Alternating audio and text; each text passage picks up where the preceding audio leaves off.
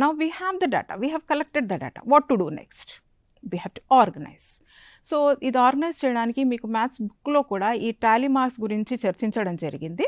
So ఒక large number of డేటాను తీసుకున్నప్పుడైతే దాన్ని ఆర్గనైజ్ చేయడానికి, అంటే కింది క్లాసెస్లో 6th క్లాస్లో 7th క్లాస్లో 8th క్లాస్లో మీకు టాలీ మార్క్స్ ఇంట్రొడ్యూస్ చేయడం జరిగింది. టాలీ మార్క్స్లో మనం ఏం చేస్తామంటే 4 వర్టికల్ లైన్స్ని 1 2 3 4 అని కౌంట్గా తీసుకుంటాము. Then will strike off that 4 lines to make a bunch of 5, అంటే ఆ సెట్ని మనము 5గా కౌంట్ చేసుకుంటాము. అవి టాలీ మార్క్స్. సో ఒక టేబుల్ రూపంలో మనము ఇప్పుడు ఇక్కడ ఎగ్జాంపుల్ చూడండి, fruit name bananas, how many bananas you have. So 4 vertical lines represent 4 bananas. So ఆ నంబర్గా రాయడంలో మనం 4, అంటే ఇది ఒక చిన్న డేటా. ఇలాగే మనం ఆరెంజెస్ చూస్తే 5 స్ట్రైక్ ఆఫ్ చేసాం కాబట్టి అది సెట్ 5.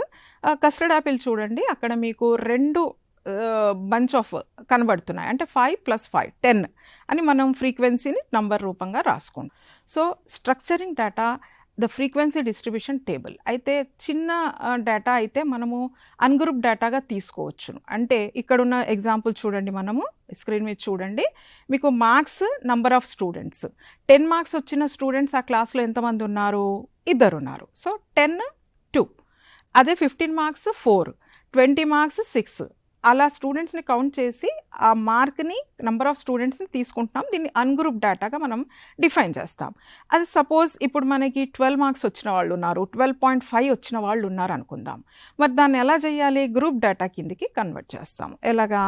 0 to 10, అంటే 0 నుండి 10 వరకు 5 స్టూడెంట్స్, 11 to 20 8 స్టూడెంట్స్. అంటే లార్జ్ డేటా ఎక్కువైపోయిన కొద్దీ మనం ఏం చేస్తాము? అన్గ్రూప్ డేటాగా తీసుకోకుండా దాన్ని గ్రూప్ డేటాగా, ఇక్కడ మనం టేబుల్లో చూపించినట్టుగా రేంజ్ని, నెంబర్ ఆఫ్ స్టూడెంట్స్ని ఇస్తాం.